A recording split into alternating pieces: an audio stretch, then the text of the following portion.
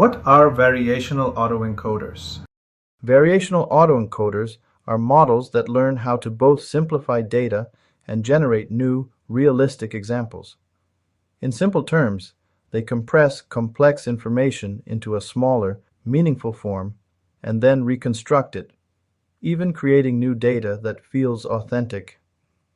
Technically, a VAE has an encoder that maps data into a latent space and a decoder that rebuilds it, while learning a probability distribution instead of fixed values. Think of it like a photographer who studies thousands of portraits, learning the essence of each face, the shape, smile, and tone, and later uses that understanding to imagine entirely new faces that never existed before.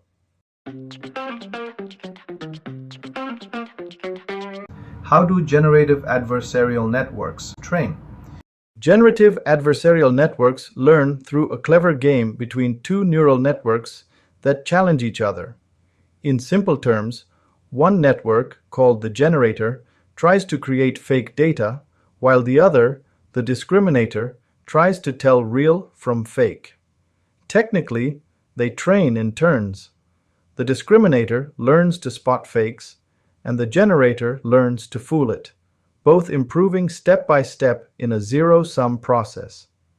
Think of it like a skilled forger trying to paint flawless replicas while an art expert works to expose them. Over time, their rivalry pushes both to perfection. That's how GANs learn to create incredibly realistic data.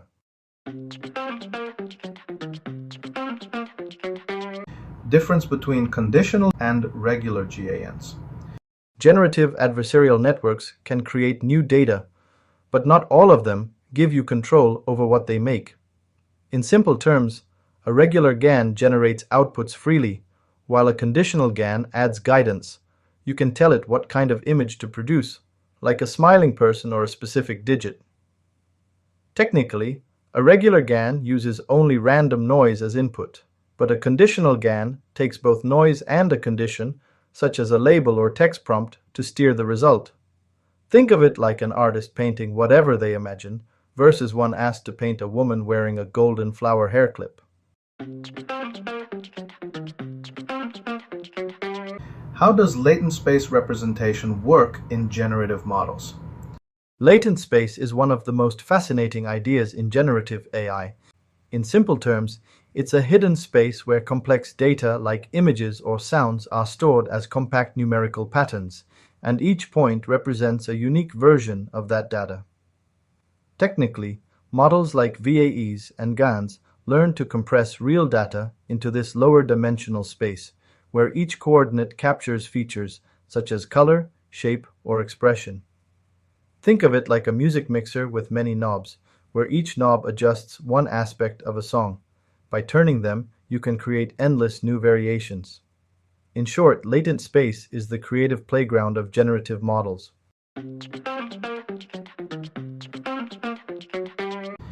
What is the role of loss functions in training generative models? Loss functions are the guiding force behind how generative models learn and improve. In simple terms, they act like feedback from a teacher, showing the model how far its generated output is from the real thing and how much it needs to adjust. Technically, loss functions measure the gap between generated and real data distributions. In VAEs, this includes reconstruction loss and KL divergence, while in GANs, the generator and discriminator each have their own opposing losses. Think of it like a chef perfecting a recipe. After every bake, a food critic gives precise feedback, helping the chef tweak ingredients until the flavor is just right. That's the role of loss functions: continuous feedback that shapes better, more realistic results.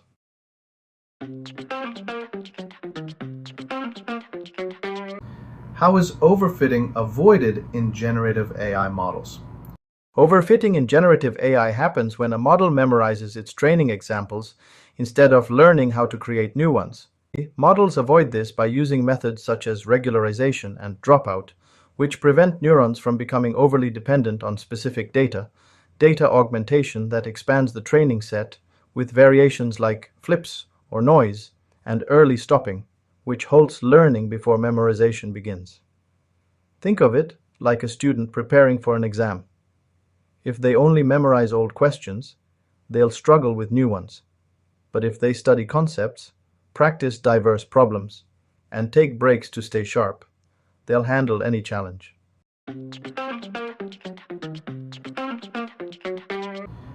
What are diffusion models and how do they generate data? Diffusion models are a type of generative AI that create data by slowly transforming random noise into meaningful content like images, sounds, or text. In simple terms, they start with pure randomness and learn how to turn it into something structured and realistic.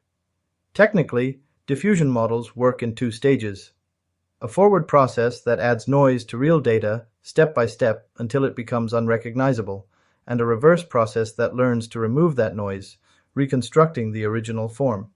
By repeating this denoising process, they generate clear, high-quality outputs from randomness.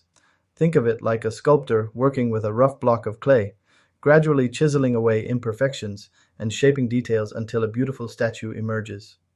That's how diffusion models turn pure noise into finely crafted, lifelike creations.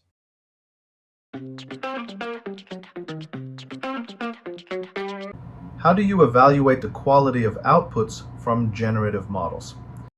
Generative models are judged by how realistic and valuable their outputs are, whether that's an image, a sentence, or a piece of music.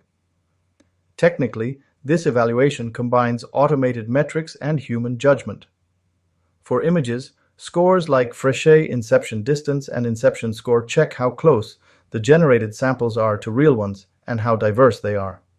For text, metrics like blue, rouge, and perplexity measure fluency and similarity to reference data. In practice, human evaluators often provide the final verdict on realism, creativity, and usefulness. Think of it like a food critic tasting dishes. They don't just check if the recipe was followed, but also whether it feels authentic, looks appealing, and tastes right.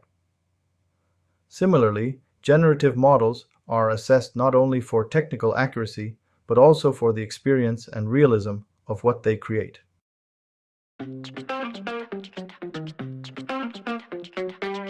Difference between image-to-image translation and text-to-image generation. Image-to-image and text-to-image might sound similar, but they play very different games. In simple terms, image-to-image takes a picture you already have and reshapes it into a new style while still keeping the soul of the original. Text-to-image starts with words and builds a picture from pure imagination. On the technical side, image-to-image models learn how to shift an image from one version to another, like turning a sunny photo into a nighttime one or sketch into a realistic face. Text-to-image systems, powered by diffusion models and transformers, convert language into embedding and slowly sculpt an image that matches the meaning behind your prompt. Think of it like an artist who studies your photo and redraws you as a superhero. Now imagine a different artist who hasn't seen anything at all, only hears your story and paints a character purely from your words. Both are creative.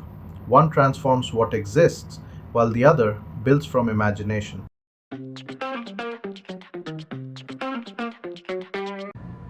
How is prompt engineering used in generative text models?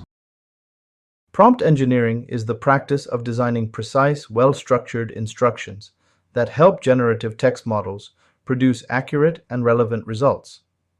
Since these models respond directly to the wording of your prompt, even small changes can significantly affect the outcome. Techniques include giving clear context, specifying the desired format or tone, and breaking complex requests into smaller steps. This helps reduce ambiguity and aligns the model's responses with your intent. Think of it like giving directions to a chef. Saying, "make something nice," leaves room for guesses, but saying, "make a spicy continental breakfast with eggs," ensures you get exactly what you wanted. We have a wealth of content on AI, ML, statistics, Gen AI, and more, tailored for all skill levels from beginner to intermediate and advanced. Wishing you the very best in all your endeavors. I truly hope you found this session helpful and insightful. If this video added value to your learning journey, that is more than enough.